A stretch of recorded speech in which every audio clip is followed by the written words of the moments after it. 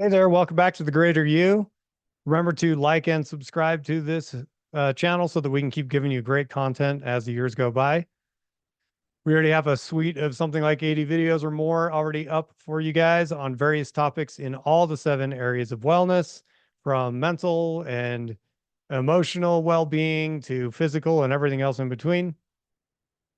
Today, we're going to focus on that connection or connect area of the 7 areas of wellness. We're talking about relationships. This is going to come up a lot. We're going to hit this in various angles and various ways over the years and months because there's so much to do here to help our relationships improve. As I was doing some work recently in couples coaching, which I do a fair amount of that and have, in fact, I've been doing that for 25 years or so, 24. This is what came up. I've realized something. This is not a specific example from anyone I've coached. This is a generalized example using random names of random people, just so you don't think I'm outing anyone here. Okay. So we're going to look at 2 vignettes here. First one is the conflict cause, the thing that causes conflict in a relationship, and then the way to solve it. So we're going to go straight forward. All right. So Bob comes up to Jane. We'll say they've been married for 10 years or whatever. Bob says to Jane, hey, Jane, when you leave dishes in the sink, gosh, it kind of drives me crazy, makes me feel so frustrated. Jane immediately feels attacked, right? So she's going to feel defensive and lots of things may be said. There might be some looks given, that kind of stuff. She might kind of flush and be like, whoa, that kind of came out of nowhere. And she's like, well, hey, Bob, when you pee on the toilet rim and don't clean it up, it makes me feel disrespected. And then the fight begins, right? So it becomes this like tennis match, boom, boom, boom, ping pong a match, right? We're back and forth. There's this fault finding, criticizing. You do this behavior, and that behavior makes me feel this way, right? So this is called the blame cycle. It's also, we call it the conflict triangle. There's a lot of things that go into this. This is also called collusion by people like the awesome Arbinger Institute that have done some great work on relationships.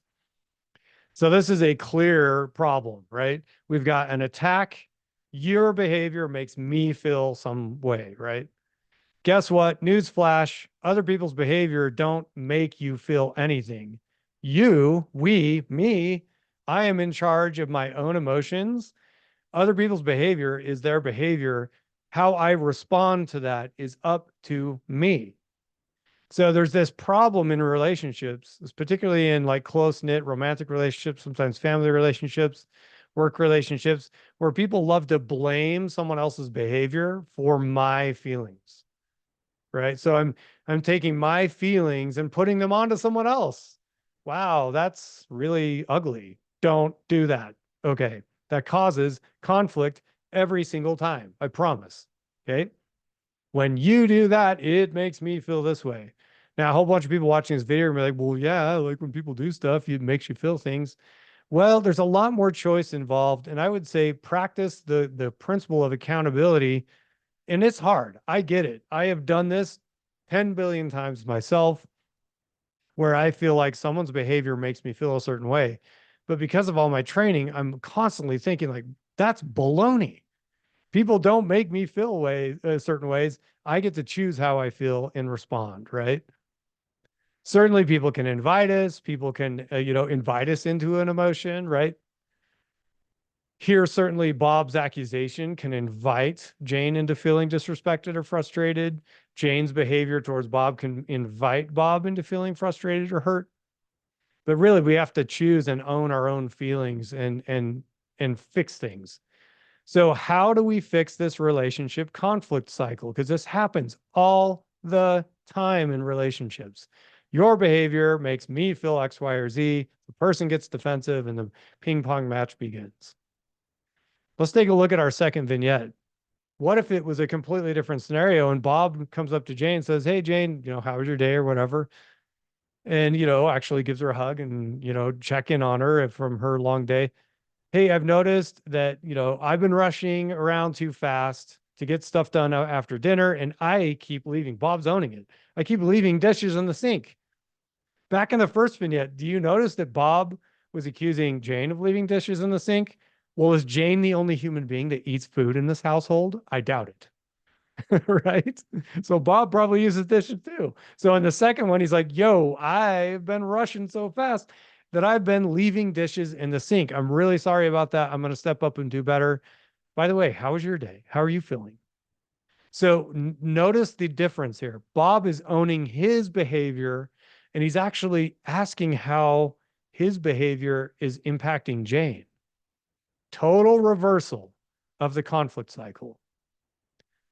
My behavior is mine. My behavior might have an impact on the people around me that care about me, or even the people that don't care about me, right?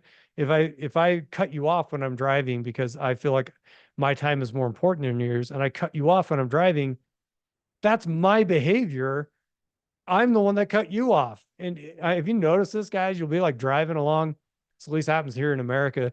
You'll be driving along, and sometimes you get cut off, and the person that cuts you off flips you off. They're totally projecting their garbage onto you, right? Their behavior was they were cutting you off and then they flip you off like you did something wrong. It's really kind of funny. People love to blame their emotions and their behavior on anyone else except for themselves. Well, newsflash, that doesn't work in the long run and definitely leads to relationship problems. And you know what? Even though you might feel kind of vindicated for a moment when you accurately accuse someone, you actually kind of look like a jerk in that point, you know. Whenever we like prove our point, it's like Count of Monte Cristo. When you go for vengeance, you end up destroying yourself. The ancient samurai, of course, would say, for all their flaws in Bushido, they would say you can't harm another without harming yourself. Yes, I'm wearing my martial arts gear today. Gonna go teach classes in a few minutes. So think about that, right? Okay, so in vignette number 2, look at Jane. Jane says, "Thank you, Bob. I get that you're so busy. I appreciate how hard you've been working lately. I've been noticing also that I've been making excuses for not cleaning up after dinner. I've been too tired, whatever. And so I keep leaving dishes in the sink too. So I'm going to work on that."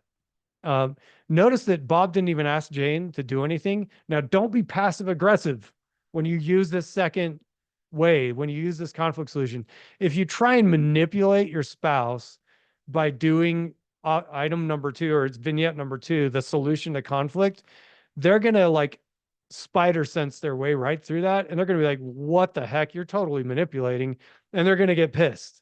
So you can't use the conflict solution method unless you're truly being accountable for your own garbage. You actually have to have your heart filled with genuine compassion for the other person. If you're just trying to manipulate them into doing the dishes, they're going to smell the lie and they're going to it's going to turn into actually a conflict cycle again. You know, so keep that in mind. Your intentions really need to be pure. Check your intentions when you're trying to communicate with your loved ones. If you're trying to manipulate, if you're trying to control them, it's going to backfire. Human beings hate being controlled.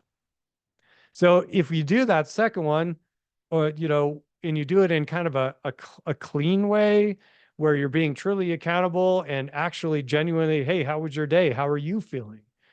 The fact that I kept leaving the dishes in the sink, did that bother you? I'm really sorry for doing that. And it gives them a chance to kind of like work through their feelings with you, right? So there you go. So the cause of conflict is blame of stuff. So your behavior makes me feel X, Y, or Z. Oh yeah, well, your behavior makes me feel X, Y, or Z. Oh yeah, well, your behavior, and there's blah, blah, blah, back and forth ping pong match, right? The solution is my behavior. What's going on with my behavior? What am I doing that might be causing Jane some stress? Jane's like, what am I doing that might be causing Bob some stress? This is my person. I love this person. I want to make sure they're happy and they're doing well, right? I want to have charity for these people that are our close knit relationships. And you show that by owning your own behavior and finding out how your behavior is impacting them, right? So it's a complete reversal of the cause of conflict. And it has to be done with pure intention without any desire to manipulate or be passive aggressive or any of that baloney. Okay, so that's it for this one. We'll talk to you soon. Like this video if you did. Please do share it. I will tell you, I've been doing this for 24 years in a professional manner. And when people learn that conflict relationship solution that I modeled for you guys today, their relationships do improve 100% of the time. Okay. Take care. We'll talk to you soon.